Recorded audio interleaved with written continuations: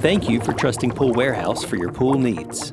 In this video, we're going to show you how to properly prepare to receive the delivery of your semi-inground pool kit. Once we receive your order, we carefully prepare the materials for your shipment. The kit will be shipped LTL, which means it will come on a pallet and will require a lift truck to get your shipment from the truck to your desired location. However, Pool Warehouse offers a liftgate option, which means that the driver will assist in taking the smaller pallets from truck to curb. When your kit is ready, a logistics representative will reach out to you and schedule a time for delivery. When the delivery day arrives, the driver will call you when they are en route. Be sure and arrange to have someone present to sign for the package. You'll need to inspect the contents of your kit. Check for missing and damaged items.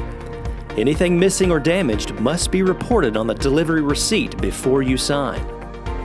Once everything is in order, you're ready to build your pool. If you have any questions, please reach out to a customer service agent and they will be happy to assist you. Again, thank you for choosing Pool Warehouse.